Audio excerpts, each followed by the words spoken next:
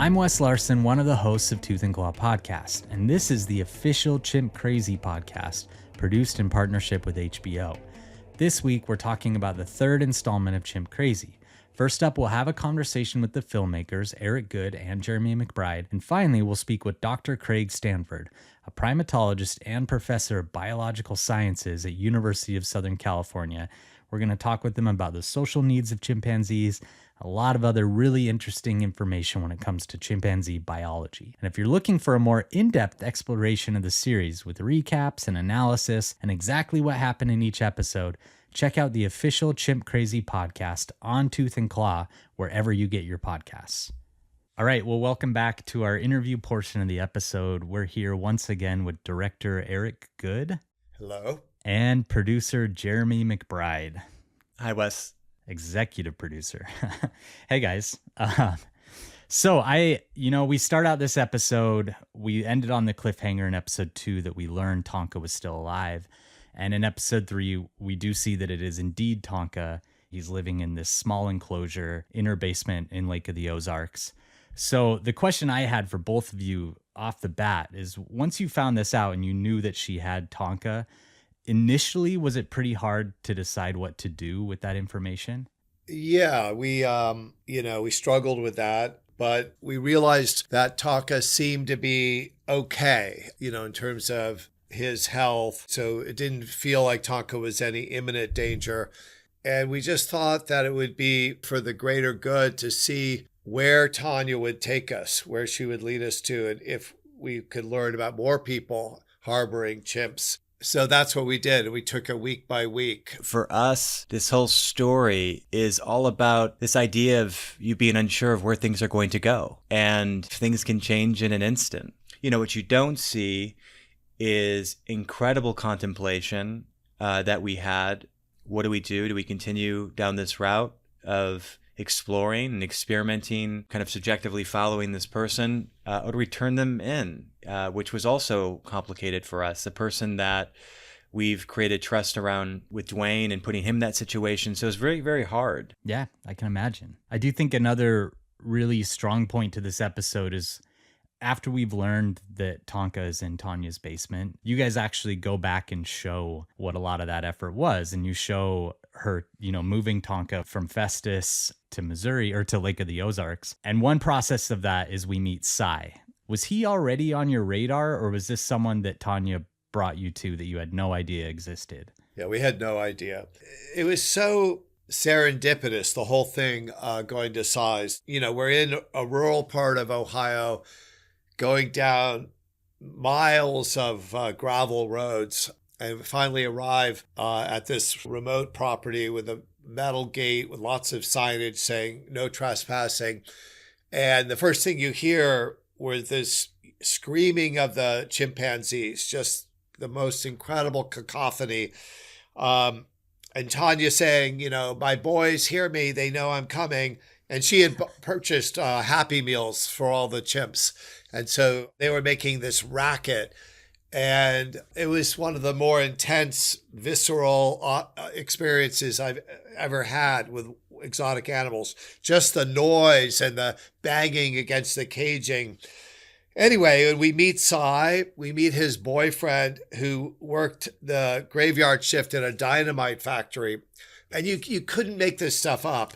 And then we began to learn about Cy's issues with the law, and that he had absconded with almost $300 and something thousand of the township's money. And Cy was wearing an ankle bracelet, and he seemed so nonchalant. But of course, he's, I don't know if he's still in prison, but he was on his way to prison. Yeah, it was one of the more remarkable days. Well, for me, I know in the last episode, she produced those ashes and showed them. And when I was watching, I thought, this is going to be some bullshit. Like, she cremated a pigeon or something and put its ashes in here. And it seemed almost like it was a really poorly thought out plan. But then you actually see what's gone into this and you realize, yeah, she was driving around a decapitated corpse of a chimpanzee and had it cremated and all of that. Like, they went to some great lengths to hide this. And I really liked the Cy part because he is so honest, and he immediately says, if you want to know who I am, just Google me. And he does have this incredible backstory. But another question I had about all that was he seems really willing to help Tanya. As soon as she shows up, it seems like she wasn't that connected to him. She got his information from Connie, and he's willing to go to pretty great lengths to help her. And I'm curious, as you've learned more about this community and these people, do you find that there is this strong camaraderie between people that own primates, or is that just kind of a fluke that he was so willing to do this? I think that she got lucky because it could have ended completely differently. She did not know Cy from Adam, and she, entrusted this guy she'd never met before with this chimp, her beloved Tonka. Cy could have just as easily not returned the chimp or had taken the chimp and never let her visit. No, the exotic animal world is dog eat dog, survival of the fittest. It's not, generally speaking, the most trustworthy group of people. And I'm grossly generalizing, but no, it could have ended up really badly for her. But wouldn't you say, Eric, also like that is all for sure true? At the same time, they do have this common interest to make sure that these animals don't end up on the other side, which they would kind of call, not in private ownership. So, despite those things around the personalities between people and those rivalries, I do think there's also this, like, if it has to go with one of them over it going to a sanctuary or over it going back into the wild or whatever the case might be, they're going to choose that path, I think. Oh, yeah, that's fair. But nevertheless, it could have ended badly. Yeah, well, I thought it was a really interesting moment, and I'm really glad you guys included it. And I also, another part of this episode that personally I felt really drawn to was we get finally this really more in-depth look into Tanya's backstory. And we get to see that, she raised 75 foster children, and she adopted one of those children as her own, and she, has this biological son as well. I think up until this point, we knew a lot about Tanya and we'd seen multiple dimensions of her, but this really gave us a good look into just how caring of a person she actually is. And I think it brings this whole new feeling to the series because you do realize this is someone who loves caring for things so much that she can't help herself. And her family even says that. Her son said, I feel like he's very insightful. There's moments where he says, I'm almost hurt by it, but I see how much joy these animals bring her, so I couldn't take that away from her. I'll be honest with you, I used to hate the idea of being around them and stuff, but the joy that she has for taking care of these animals, man, like I'm telling you, you can just tell she's happy. And I can't get in the way of that. Yeah, I guess I'm just curious to hear your feelings on Tanya. I think this episode is very much about kind of getting inside of her head. I'd say this, in any viable character or subject you explore in a documentary format, I think there's certain things that need to be satisfied. You have to have this really great on-screen presence, which we know Tanya does undoubtedly. She's herself. She is who she is. She puts herself out there. And for us, it was very interesting. Her childhood, her attraction to animals, and her journey to get to Connie's. She's a real person that has had a lot of life that she's lived in different ways, all to find her way back into this love she's had for animals, which we show, which is an honest view. Yeah, I like that. For me, as I watched it, I think all three of us have a similar interest that we all love animals, in different ways of devoted our lives towards animals. And there's certain things about animals that I find so fascinating, but you can see for her, a lot of what she loves is what they get back to her. And, she even brings that up that the first time she held a chimpanzee, she felt this incredible feeling of like maternal care almost. And that's been a thread throughout her life that she has felt this need to care for things. And it really humanizes her, and I think in a really beautiful way in this episode. I don't know what it is, Wes, but, just this kind of quality of being attracted to things that other people don't find interesting or want, maybe, that she felt a little bit about that herself, with fostering, with doing hospice care. She's attracted to those situations, and I think this is very much similar in a way. So there's real compassion to that idea of someone who is willing to put their time into something like that. Yeah, there's another really great moment that illustrates it really well where you are talking to Alan Cumming Eric, and he kind of says, I understand how Tanya went down this path, and I empathize for her, and I can see the attraction that those animals have. And you could see that he even kind of had that same reaction to them, and that in a different world, he could have gone down the exact same path, but he had that stopping point, and I think most of us do have that. And with Tanya, she really ran with those feelings. And speaking of backstories, and you brought this up a second ago, Jeremy, we get to learn a lot about Buck, the chimpanzee. And it's kind of another cautionary tale that's placed in this episode. And I'm curious to ask you both, why did you decide to include this story of Buck, the chimpanzee who lived in Pendleton, Oregon? I think I mentioned this to you, Wes. Eric and I remember this moment, Eric. We were by our favorite little spot near the kind of bar at your property, the little dining area outside. And I shared with you the news that Buck was killed. He was shot. And Eric and I talked weeks before planning this trip to go out to Pendleton to cover this story. And this happened, Wes, right at the same time when we had sent Dwayne down to Festus to explore what was going down with these Missouri Primate Foundation chimps that were being confiscated. And we missed it. And from that point on, we made this very conscious effort to document everything. So I think that context was really important for the Buck story. And we did some reconnaissance. Eric went down there. We found Jamie.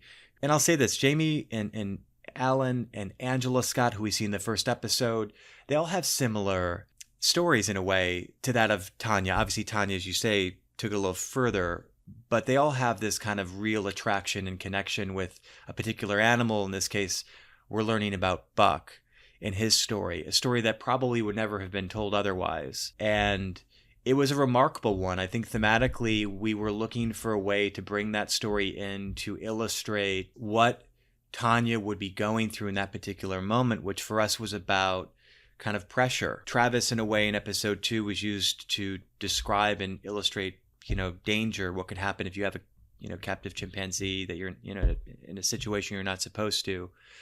Similarly, Buck was about, as time goes on, this ticking time bomb kind of event could occur. The life they led, it was really profound, but ultimately she ended up being in a cage, with this chimp. She could never leave. And so, it's this cautionary tale that one might think, oh, it's redundant with the Travis story, but it had its own sort of interesting elements that we felt was important to shape and round out this entire story about keeping chimpanzees. And she of course didn't want Buck to be rescued because her image in this town, Pendleton, was everything.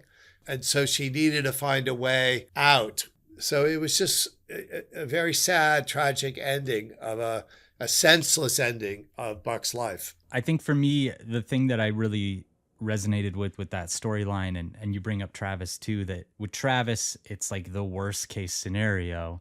And with Buck, it seems like something that Tanya could easily find herself going down the exact same path where, Tonka gets older, her people that are her support system start kind of falling to the wayside, and she's stuck alone with this chimpanzee that she can no longer take care of. And it seems like she's already kind of getting there, because we hear her in this episode maybe start to make plans of a potential way to rid her of this problem.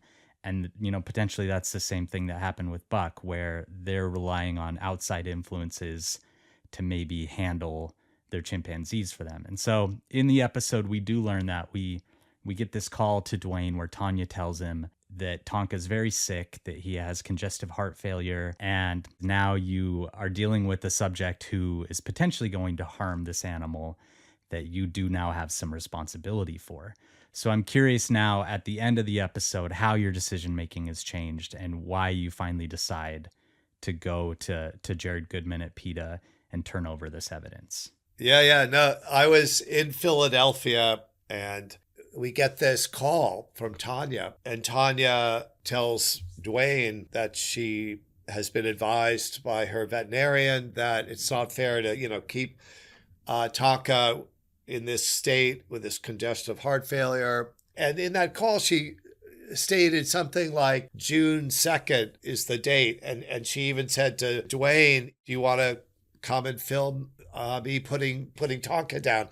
I think I called Jeremy immediately and I said, you can't believe what just happened. What do we do? And we had maybe a week or two to figure it out. Dwayne was having he was literally a clown performing a birthday party service, right? That was happening. So That's like right. It was never so much of this, you just can't make it up. But this was one that for us at that moment in time, we knew we had to take action. Yeah, I mean, I should say that through this process, Dwayne became very close with Tanya, and he really sincerely, along with us, wanted to figure out a way out for Tanya. Yeah, I mean, you do see their friendship in the film. Like, he answers the phone. I clocked this. Like, he says, "Hey, T." You can tell they were buds at this point, and that has to be really hard to form this friendship. And especially with Dwayne's background, where he has kind of been on the other side of these things and he kind of knows what's coming. I'm sure that was really tricky for him. I was sympathizing with him in that moment for sure. Well, before we meet up with our other guest, I did want to point out one of my favorite moments in this episode. Just a little bit of levity. There's this scene where we do see what Tanya's doing to hide Tonka. And she literally, with her husband, is pushing his entire crate up the stairs at a Holiday Inn. We went ahead and just went to the Holiday Inn, 2.4 miles from the facility, but we couldn't leave him in the trailer. We put him in the bathroom in case he peed, because we're not going to trash a hotel.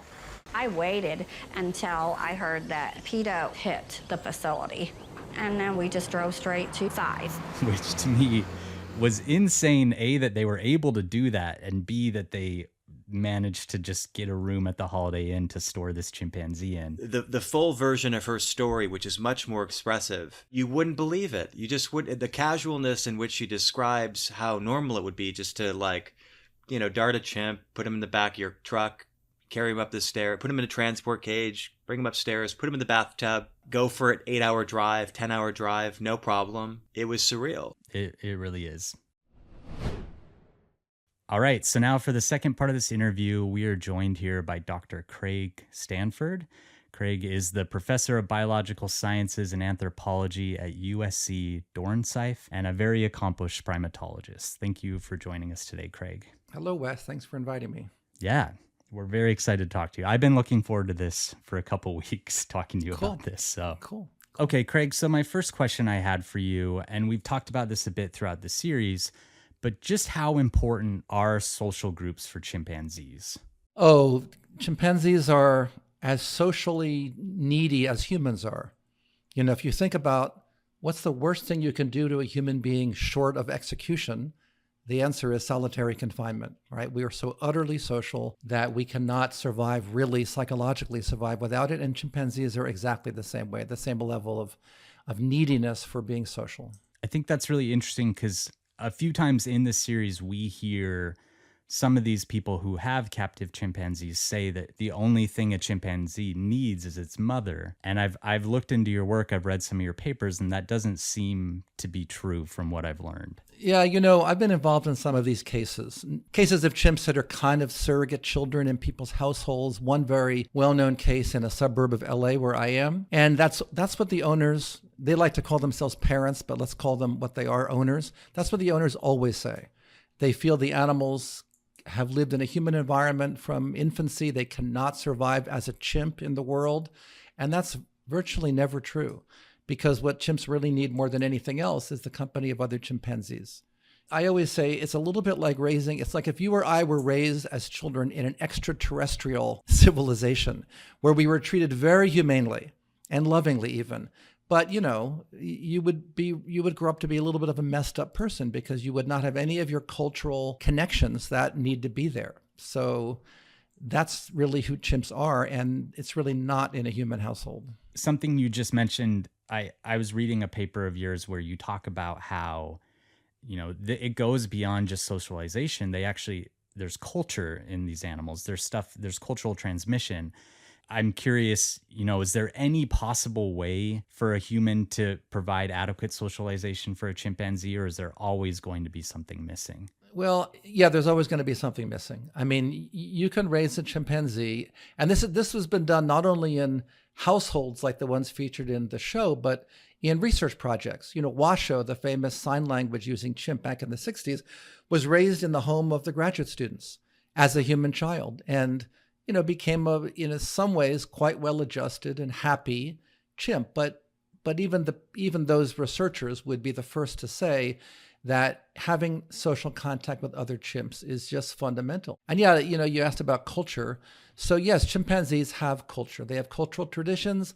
This was hotly debated for decades, but we now know that there's a systematic pattern all across Africa of chimpanzee communities and populations that they'll do a particular style of grooming one another. They'll use a particular kind of tool for a particular task. And that varies from forest to forest to forest. And it's not even dependent on what's available in the environment, like the kinds of stones to be used as tools or whatever. These are cultural traditions. They're just like ours. They're very simple versions of the fact that when you go across the world, from one village to the next, people make their houses a different way. They celebrate their weddings in a different way. It's very much a simple version of that. Interesting. Yeah, it's fascinating. And I'm a bear specialist. I know a fair amount about bears. I've researched a lot of different species, but just this tiny bit of surface level looking into chimpanzees that I've had to do over the last few weeks, I've learned that they are such an incredibly complex animal. And it seems like they're an extremely reactive animal too. Is that a bad characterization for them? Well, you have to remember that fundamentally they're wild animals, right? So even if you raise them as children, if you put clothing on them, if you raise them at the dinner table, you're raising a wild animal as if it were your child. But genetically, it's still that wild animal, no matter how much we want to kind of caricature it. I found it's interesting that you say you work with bears because I got a lot of phone calls. If you remember the whole Tim Treadwell grizzly bear incident, the famous movie was made by Werner Herzog. And I got a lot of calls from people asking me, what's wrong with being a participant observer in Grizzly Society? And that's Jane Goodall did that. And I said, well, the difference is that chimps typically do not come into your tent and eat you when you're an adult. Yeah. And honestly, in some ways, as a person who specializes in bears, I'd be much more comfortable living around grizzly bears than I would be around chimpanzees. Is that right? Well, you'd also, if you know bears, so you know how to. I've been attacked by a chimp once. And in the end, the attack was fast and all that, but it was scary. And in the end, I did basically what you would do for a close-up bear attack. I just huddled on the ground, covered my face and my neck and so forth. But the level of danger is, although chimps certainly are powerful, dangerous animals, grizzlies obviously are on a whole other order. All right. Well, I'm glad to know that. I guess I've always wondered about that myself. I've told people even if I had to be in a cage with either of those animals, I'd probably pick a grizzly bear. But for me, it's because I think I understand them. I think it's exactly what you just said. I wouldn't want to be in a cage with either of them, actually. But there point. Is also that idea that people have that they can outrun an animal over a short haul. And that's, of course, with either of those animals, that's just an insane idea. So, yeah. That's a question I'm sure you've been asked before that is maybe an annoying question, but we've talked about this a fair amount on Tooth and Claw about the actual strength of these animals. And I know, in old experiments, they thought that chimpanzees were up to 5 times the strength of a human being. And then that's been adjusted to something more like 1.5 times. And I'm just curious from your perspective, how strong actually are they? Is there any human out there that could survive a physical fight with the chimpanzee? No, I think the answer to that is kind of arbitrary, but what you just said, the answer is absolutely no. Okay. A really big male chimp in the wild, not in captivity where they become grossly big and overweight, but in the wild is maybe 150, 160 pounds, something like that, but enormously strong compared to a man or a woman of the same size. And it's partly body strength. And it's partly arm leverage strength. The lever arm of a chimp, their arms are just much longer than ours relative to their bodies. So they have that enormous level of strength beyond whatever their body size and strength is. So no, being attacked by a chimp would be a horrible fate. And in those circumstances, like for example, in the film, we see the story of Charla Nash and Travis and Sandy Harold. Charlotte, as I'm sure you're aware, was attacked viciously and horrifically. When you see something like that happen, are we looking at aggression or are we looking at communication? How do these animals use violence in their societies? Oh, that's aggression, of course. That can't be interpreted as anything but aggression. When it happens in the wild, like I said, almost everybody who's worked with wild chimps has been, I'll put it in quotes, attacked, because we never know exactly what inspires it or what's going on in the chimp's head. They normally don't bite. In an attack on a researcher, the chimps are utterly habituated to people. They don't flee from us. They don't usually approach us. But when they do, the occasional chimp, it's sort of like an act of bullying, but it might actually be in some way enjoyable for the chimp in kind of a playful way. It's not enjoyable for us at all. So there you could say, is it aggression exactly? But in these cases, the tragic ones like the one you just mentioned, Connecticut, no, it was whatever triggered the chimp is impossible to say. I just be guessing. But yeah, it was obviously an attempt to do terrible harm. What's so difficult about caring for a chimp in captivity? What are specific things about this animal that make them difficult to keep? Well, first, there's the sheer fact of, as we said, the strength of the animal. That, if it's a male chimp in particular, but really both males and females, once they reach adolescence or pre-adolescence, that animal's going to begin to, if it's a male in particular, the hormones are flowing, and that animal's going to begin to trash its environment. This is what happened in this famous case I was involved in a suburb of LA here, West Covina, where there was a baby chimp named Mo who had been, quote, adopted by a couple from an animal, from a hunter in Africa. Almost certainly he bought the chimp from an animal dealer, and long before 9/11 and enhanced airport security, he was able to bring it back into the US. But Mo became an adolescent and he began to trash their house.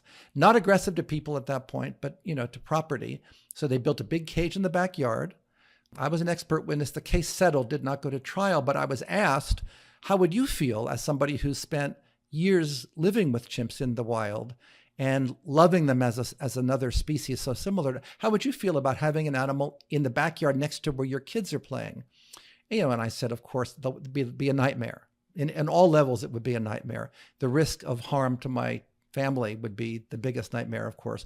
And ultimately, these situations never turn out well. It's always a lose-lose situation because in the end, Mo broke out of his cage once and damaged a police car. And then in another occasion, he bit a finger off of a woman who was visiting. So something like this always happened. And then Mo was taken away.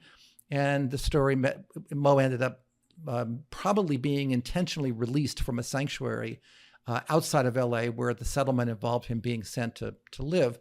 So point is that, and then the couple who consider themselves surrogate parents, it was an emotional tragedy for them, and it was a literal tragedy for Mo. It's virtually always a lose-lose situation. Yeah, and I'm familiar with Mo's story, and I know that St. James Davis was also mauled by chimpanzees while he was visiting Mo. So right, yes. And the details are really murky, and it was a long time ago, but yes, the two male chimps that were housed next to Mo, apparently their cage was left unlocked mysteriously, and they broke out when the LaDavises were visiting on Mo's birthday. And those two male chimps attacked the LaDavises, and he protected his wife and ended up just horrendously injured by it, right? Eric and Jeremy, I'm curious if you guys had anything you wanted to bring up with Craig while he's here.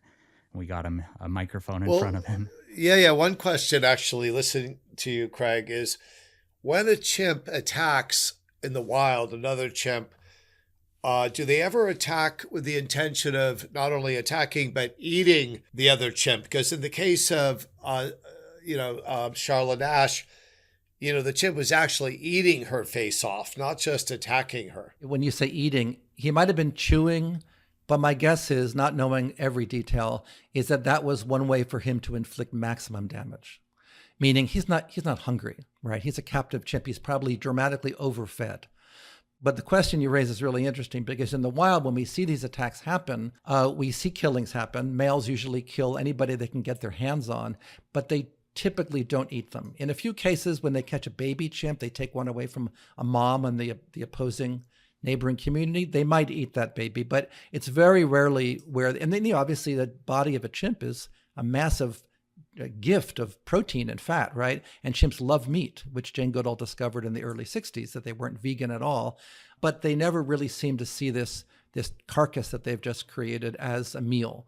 So I think we can safely say that these attacks they're not provoked by hunger. I ask because obviously chimps eat monkeys. And that was one of Jane Goodall's early discoveries, and my own work when I worked with Goodall and afterward was on exactly that, on chimps eating meat. Why do they eat meat? What's the pattern of eating meat? It's usually colobus monkeys that they are going after.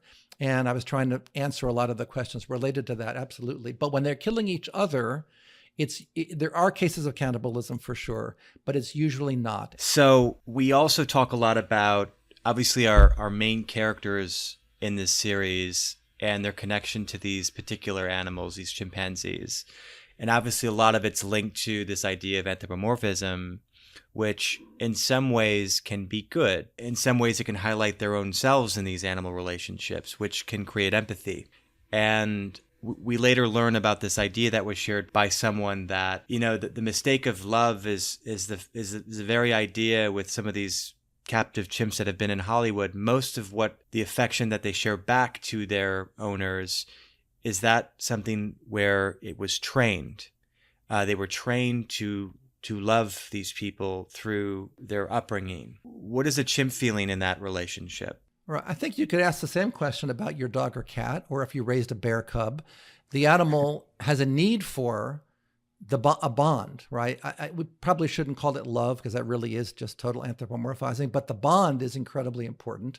Mm-hmm. The bond consists of all kinds of affectionate acts and touching, rubbing, vocal, that kind of correlates sort of with what we would call love, right?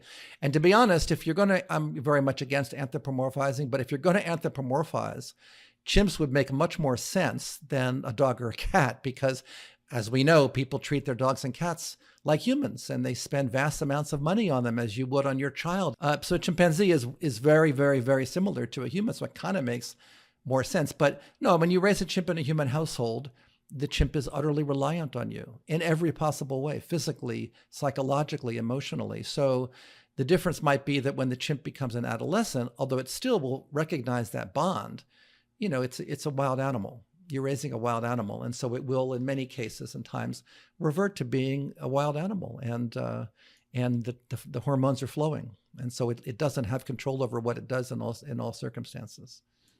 Well, something to add to that too, and Craig can correct me if I'm wrong about any of this, but we brought up dogs and cats a few times now, and these are animals that we've domesticated over thousands of years. So they're essentially part of our social group now. Whereas a chimpanzee in captivity is trained. It's not a domesticated animal, it's a trained animal. And so that kind of natural behavior is much closer to the surface than you would see in a dog or a cat or an animal like that. Yeah, absolutely. I mean, we bring these animals into captivity and we domesticate them over thousands of years, and they become a fundamentally different creature than they were. So that isn't true for a chimp. The chimp has a layer of captivity on it. With an ape, because they're kind of seen as caricatures of humans in appearance, sometimes we lose sight of that, and that's a shame. But so Tonka, in this case, to Jeremy's point, was trained to, stick out its tongue when it wanted something in this very cute way, was trained to kiss through the bars, was trained to, put on glasses, was trained to do all these things to signal to whoever was taking care of Tonka, that Tonka wanted food. But it was all these qualities that Tonka was trained to do that would make someone naive think that this chimp really loves you. Absolutely. And that's where this confusion lied with Tanya, who's our main character in the story, and Tonka. And what would you say to Tanya about that love, all these things that Tonka does that makes her feel such a bond? Well, I'm sure from her perspective, she would probably argue that you're training a child to do all the things that a small child does when it's a toddler and it's not really a fully cognitively developed human being, right? But as you say, I mean, the reason primates are so fascinating in captivity is they're utterly trainable. They're so big-brained that they're very trainable to do a wide variety of skills. You can call them tricks, and to do things that appeal to people. But again, you're still talking about a wild animal. You're talking about, as Wes said, a trained wild animal, not a domestic animal. And there's a really fundamental difference that I think the owners, like Tanya, lose sight of. And, it's understandable because they're so close to this animal and they come to believe the animal, quote, needs them which in a sense it does, but in another sense it eventually won't. Yeah, you do see that throughout the film, and you see that it feels like they almost feel like they know more about these animals than anyone else. Well, just like your children. It's just like it's just like if you went to a therapist and the therapist starts giving you advice and you say, wait, this is my kid. Yeah. I know my kid. Yeah. And the therapist is speaking from a much broader background, not just this one child experience, right? So yes, parents are like that. They fall back on that. Yeah. So Craig, I just to wrap this up, on our show Tooth and Claw, we often end with some sort of conservation message. And we've been talking about chimps in captivity. I think there are conservation threads to that whole discussion, but I'm curious just to hear from you. How is this animal doing in the wild? What's their conservation status right now? And just a little bit more about how they're doing in general. Right. Yeah, that's a good point to wrap up on. So there are 4 great apes, right? There are chimpanzees, gorillas, bonobos in Africa, and there are orangutans in Southeast Asia. And all of them are endangered species. All of them are highly threatened with extinction. Of the 4, the chimpanzee is actually the most abundant remaining, but the wild population, which is very difficult to survey, I said they don't really even live in cohesive groups, so censusing them is really difficult, is certainly under 200,000. And exactly where it is, we're not sure, but something like that would be a pretty liberal estimate, actually. So that sounds, that's almost 250,000 animals left. But, there are 8 billion people. And Africa is the most forested continent remaining. But that's rapidly changing, of course. And in the coming century, it's going to change even more rapidly. So yeah, they're in terrible trouble. And one problem chimps have especially is that unlike gorillas, for example, which sometimes live close to villages, actually, if they're not being hunted, chimpanzees, whether they're hunted or not, they need huge expanses of good quality forest. They eat mainly ripe fruit in the wild. And so they need ripe fruit trees, and any forest that's been logged or people are hunting other animals, chimps are never going to last very long there. So yeah, they're in terrible trouble. They've been an endangered species for a long time now, and we worry a lot about them. And we still find populations of them occasionally that we didn't know existed in some of the more forested remote parts of Central Africa. But by and large, their future is going to be determined in the coming 50 to 75 years, and it doesn't look great right now. All right. Well, we really appreciate you helping us learn a little bit more about this animal. For me, it's been a really incredible few weeks getting to dig into some of their natural history, learning from professionals like you. They are such an amazing animal and one that's hard not to see ourselves in. So it has been, for me, really an interesting and amazing journey. And I wanted to say thank you for helping us learn some more. Oh, well, thanks. And nice talking to you. Yeah. Great job, Craig. Thank you. Thanks, Craig. Yep. Thanks, Craig. Take care, guys. That's it for this episode. A big thank you again to our guests Eric Goode, Jeremy McBride, and Craig Stanford.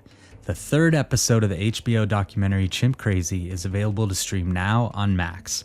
Tooth and Claw is hosted by Jeff Larson, Mike Smith, and myself, Wes Larson. It's produced by Mike Smith with additional production services provided by Pod People. Special thanks to Tina Nguyen, Michael Gluckstadt, and Aaron Kelly at HBO.